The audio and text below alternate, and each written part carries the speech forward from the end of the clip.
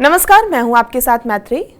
बिहार की पॉलिटिक्स और ब्यूरोक्रेसी में इन दिनों जिस केस की सबसे ज्यादा चर्चा है वो है contractor Rishushree, former IAS officer Sanjeev Hans और एलिजिडली टेंडर नेटवर्क से जुड़ा मामला। ईडी और एसवीयू की कार्रवाई के बाद कई बड़े ऑफिसर्स के नाम सामने आए हैं। 2 आईएएस ऑफिसर सस्पेंड हो चुके हैं और करोड़ों रुपए के एलिजिड करप्शन, फॉरेन ट्रिप्स और गवर्नमेंट टेंडर्स में गड़बड़ी के आरोप लगाए जा रहे हैं। लेकिन इस पूरी कहानी को अगर शुरू से समझने की कोशिश करें तो सबसे बड़ा सवाल यही है कि क्या पब्लिक के सामने पूरी पिक्चर रखी गई है या अभी भी कई इंपॉर्टेंट लिंक्स मिसिंग हैं। तो दिलचस्प बात यह है कि इस पूरे मामले की शुरुआत किसी टेंडर स्कैम की जांच से नहीं हुई थी। कहानी शुरू हुई थी एक महिला की कंप्लेंट से। महिला ने दावा किया कि उसका बच्चा संजीव हंस का है।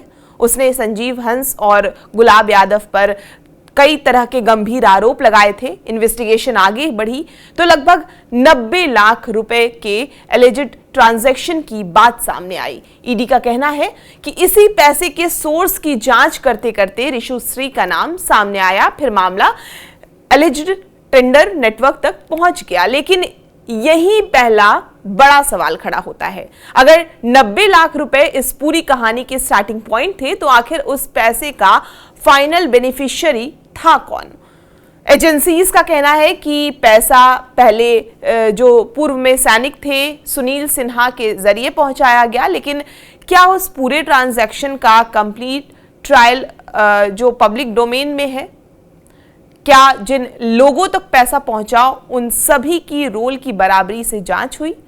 यही एक और बड़ा सवाल उठता है। जिस महिला की शिकायत से पूरी जांच शुरू हुई, क्या उसके पास पहुंचे जितने सोर्सेज हैं और एसेट हैं उसकी भी जांच हुई है? अगर किसी हाउस या उनका गाड़ी या किसी प्रॉपर्टी की जांच हुई तो उसका स्टेटस अभी क्या है, और अगर नहीं हुई तो क्यों नहीं हुई? इसके बाद इन्वेस्टिगेशन का फोकस जो है वो ऋषुश्री पर आ गया। ईडी और एसवीयू का आरोप है कि उन्होंने कई अधिकारियों और इंजीनियर्स के साथ मिलकर गवर्नमेंट टेंडर्स का एक नेटवर्क तैयार किया। लेकिन अगर नेटवर्क इतना बड़ा था तो क्या सिर्फ कुछ लोगों पर एक्शन काफी है? क्या नेटवर्क के हर लेयर तक पहुंच, जो जांच की पहुंच है, वो पहुंच रही है? ऋषुश्री की जर्नी भी चर्चा में है। एक इंजीनियरिंग ग्रेजुएट से लेकर कई कंपनीज के ओनर और बड़े गवर्नमेंट प्रोजेक्ट हासिल करने वाले बिजनेसमैन बनने तक का उनका जो सफर है वो तेजी से आगे बढ़ा। एजेंसियों का दावा है कि उनकी कंपनियों के जरिए कई बड़े प्रोजेक्ट्स हासिल किए हैं। लेकिन यहां भी सवाल वही है कि क्या कोई एक कॉन्ट्रैक्टर अकेले इतनी बड़ी एडमिनिस्ट्रेटिव सिस्टम को इन्फ्लुएंस कर सकता है? अगर नहीं तो फिर वो ऑफिसर्स, इंजीनियर और डिसीजन मेकर कौन थे जिनके सपोर्ट के बिना ऐसा नेटवर्क चल ही नहीं सकता था, जिसका आरोप लगा है? और संजीव हंस का नाम इस पूरे मामले में सबसे ज्यादा चर्चा में रहा। ईडी और एसवीयू ने उन पर गंभीर आरोप लगाए, लेकिन दूसरी तरफ उनका लीगल डिफेंस भी लगातार सामने आ रहा है। सुप्रीम कोर्ट के सीनियर एडवोकेट है फारूक खान। उनका दावा है कि संजीव हंस और ऋषुश्री के बीच कोई फाइनेंशियल ट्रांजैक्शन जो है वो नहीं हुआ था।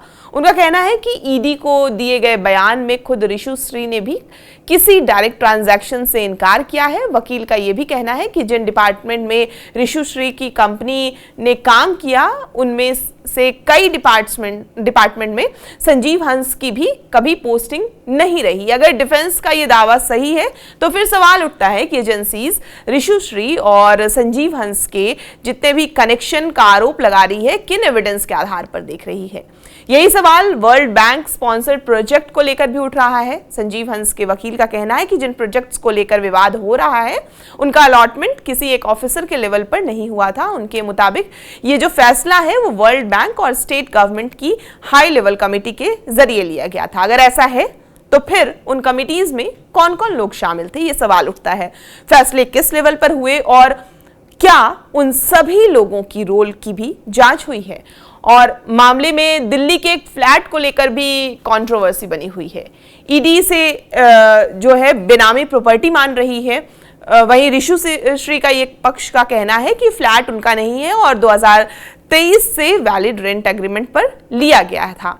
तो सवाल उठता है कि अगर रेंट एग्रीमेंट मौजूद है तो बेनामी प्रॉपर्टी का जो एलिगेशन है किस आधार पर है, और अगर एजेंसीज के पास ओनरशिप से जुड़े दूसरे डॉक्यूमेंट हैं तो वो क्या है। इसी तरह जो 1,17,00,000 रुपए के जो ट्रांजैक्शन का आरोप लग रहा है, स्मार्ट मीटर प्रोजेक्ट से जुड़े पेमेंट को लेकर भी अलग अलग वर्जन सामने आ रहे हैं। कहीं पेमेंट की बात है तो कहीं पैसे रिटर्न होने का दावा किया जा रहा है। तो आखिर जो एक्चुअल ट्रुथ है, सही है, सच्चाई है, वो आखिर क्या है। आज स्थिति ये है कि ये मामला सिर्फ एक कॉन्ट्रैक्टर या एक IAS ऑफिसर तक सीमित नहीं रह गया है। ये बिहार की bureaucracy, government contracting system, political influences और एडमिनिस्ट्रेटिव अकाउंटेबिलिटी से जुड़ा बड़ा सवाल बन चुका है। अब सबसे बड़ा सवाल यही है कि क्या इन्वेस्टिगेशन जो एजेंसीज हैं, इस जो नेटवर्क जिसकी बात हो रही है, जिसका आरोप लग रहा है, इसकी पूरी चेन तक पहुंच पाएगी? क्या 90 लाख रुपए की जो कहानी है का हर चैप्टर अब सामने आ पाएगा? क्या जो दिल्ली फ्लैट पर जो कंट्रोवर्सी हो रही है उसकी सच्चाई साफ हो पाएगी? क्या इस मामले से जुड़े सभी लोगों पर एक ही स्टैंडर्ड से कार्रवाई होगी? क्योंकि सवाल कई हैं। कहा जा रहा है कि जिस महिला पर आरोप है, क्या उस महिला की भी जांच हो रही है? क्या उस महिला पर भी जिसने आरोप लगाया है 2023 के बाद जब मामला आगे बढ़ा तो जिसने आरोप लगाया, क्या महिला की भी जांच हो रही है? उस पे, उसके पास जो घर है, उसके पास जो कार है, उस पर को लेकर भी आगे सवाल खड़ी कर रही है क्या ईडी? इन सवालों के जवाब फिलहाल इन्वेस्टिगेशन और कोर्ट प्रोसीडिंग के पूरा होने के बाद ही मिल पाएगा। लेकिन इतना जरूर है कि एक कंप्लेंट से शुरू हुई ये कहानी अब बिहार की सत्ता, नौकरशाही और सरकारी ठेकों की व्यवस्था पर बड़े सवाल खड़े कर चुकी है। आपका इस विषय पर क्या कहना है, हमें कमेंट करके जरूर बताएं। और बिहार की तमाम खबरों के लिए आप हमारे साथ बने रहें और देखते रहें TV9 बिहार झारखंड।